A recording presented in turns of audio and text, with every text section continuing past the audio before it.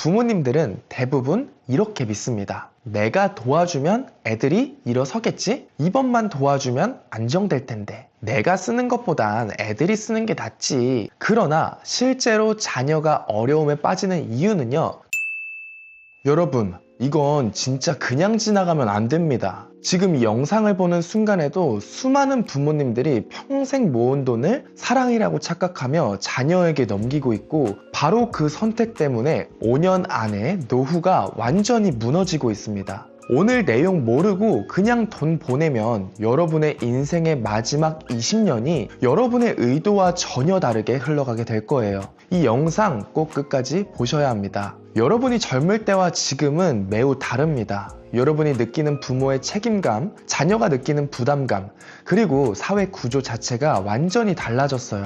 50대, 60대 부모님 세대는 물가 상승 압력이 지금보다 훨씬 약했고, 정규직 안정성은 지금보다 높았죠. 그리고 주택 가격은 소득 대비 비교적 가능했어요. 그리고 은퇴 후에도 일정한 안전망이 있었거든요. 하지만 여러분의 자녀 세대는 전세 상승률 10년 사이에 폭발했죠. 소득 정체됐어요. 그리고 대출 압박, 그리고 출산 육아 부담, 그리고 결혼 비용이 증가하면서 이 모든 것들이 동시에 닥치는 시대에 살고 있습니다.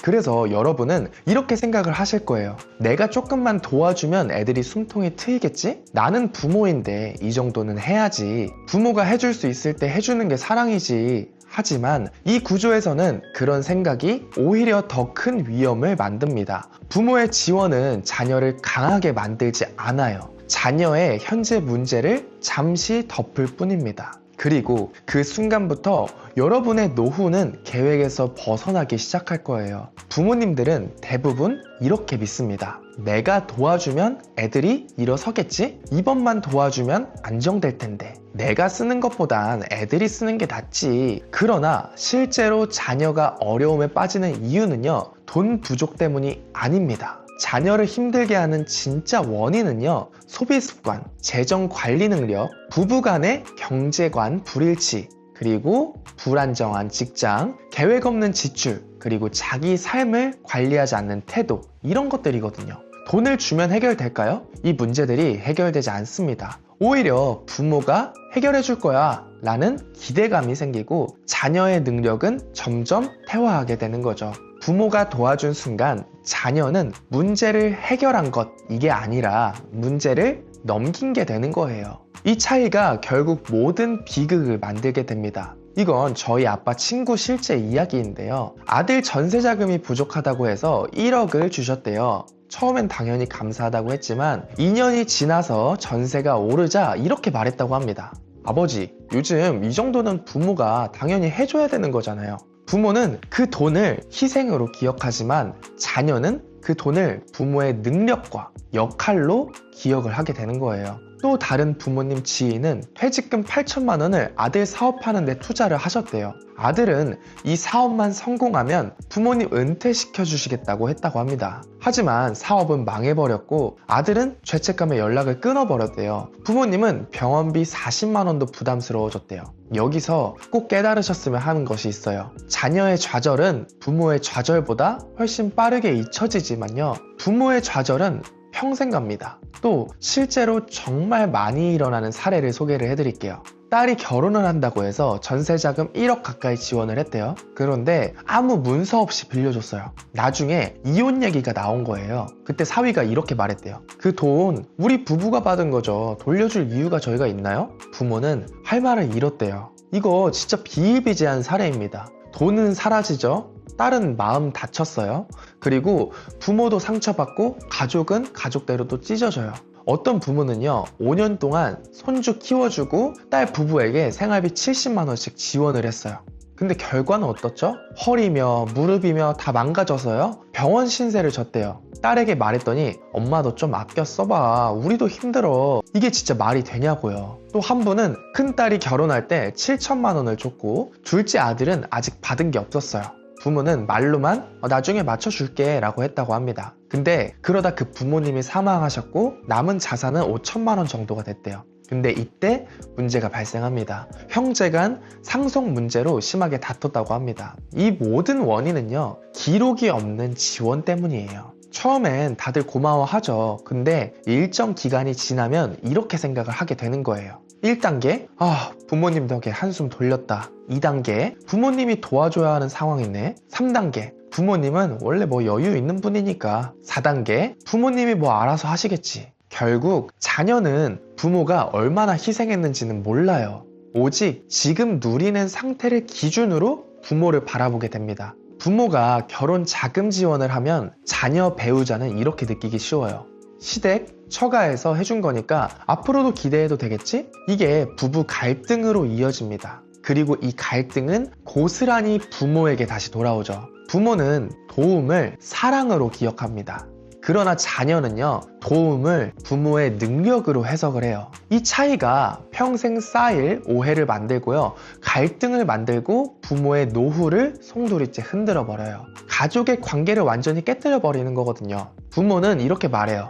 내가 이렇게까지 해줬는데 왜 우리 사정을 몰라주지? 하지만 자녀 입장에서는 부모님은 평생 잘 버티신 분들이지. 부모님은 알아서 하실 수 있는 분들이야. 이렇게만 기억을 합니다. 이 인식의 틈에서 부모의 노후는 조용히 무너지게 되는 거예요. 그럼 어떻게 해야 할까요? 지금부터 말씀드리는 내용을 꼭 메모하시고 적용하셔야 합니다. 첫 번째, 단 한 번 지원 원칙을 명문화하세요. 도와주려면 반드시 이렇게 말씀을 하셔야 합니다. 이번 지원은 단 한 번이다. 재요청은 없어. 말하지 않잖아요. 부모의 침묵은 자녀에게 지속 지원 가능이라는 메시지를 남겨주게 되는 거예요. 그리고 두 번째로는 가족끼리일수록 문서가 더 필요합니다. 가족끼리 문서? 이거 너무 차가운 거 아니야? 라고 생각하실 수 있겠지만요. 차용증이랑 증여계약서, 입금 기록 이걸 만들어야 돼요.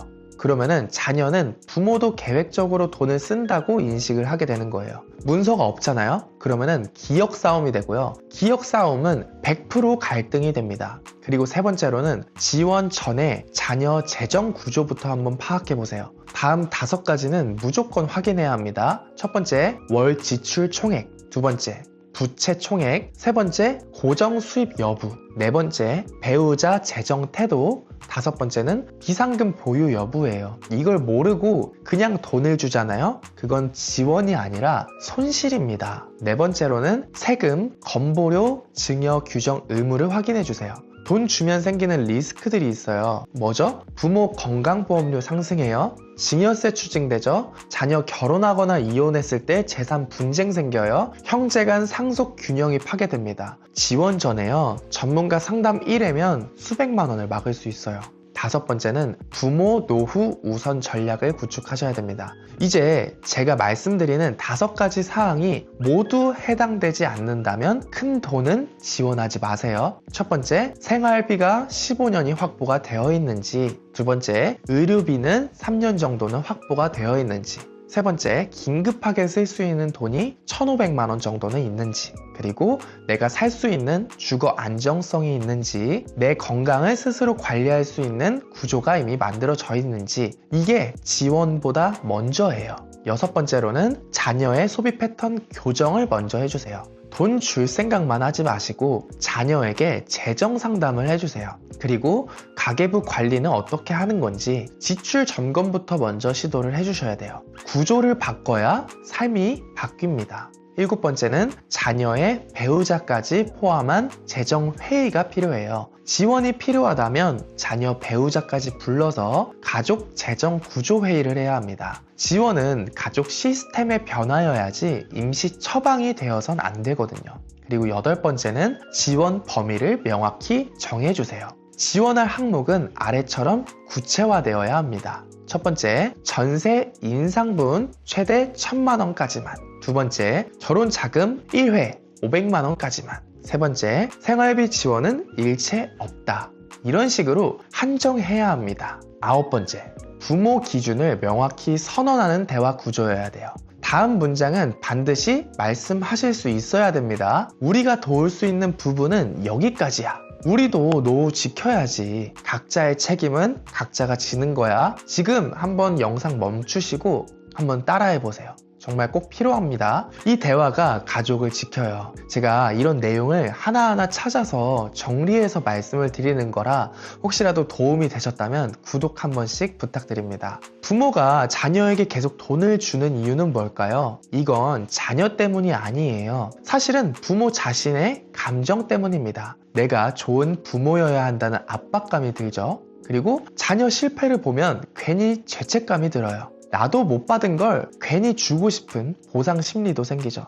그리고 그냥 자식을 가만히 두면 마음이 불편한 감정이 들어요. 그런데요, 이 감정이 결정을 하잖아요. 그 결정은 후회를 만듭니다. 감정은 사라져도요, 여러분의 돈은 돌아오지 않아요. 부모가 진짜 해야 하는 역할은 자녀에게 돈을 주는 게 아니라 자녀가 자신의 문제를 스스로 해결할 수 있는 사람으로 성장을 시키는 것입니다. 지금 이 영상을 보시는 여러분, 아마도 머릿속에 이런 상황들이 떠오를 거예요. 전세 자금이 모자른다고 하는데 어떡해요? 애가 둘이라 힘들다고 하는데 어떡해요? 사업이 큰 기회라고 하는데 어떡해요? 카드값이 부족하다고 하는데 어떡합니까? 잘 들으세요. 기준 없이 주는 지원은 도움이 아니라 재앙의 시작이에요.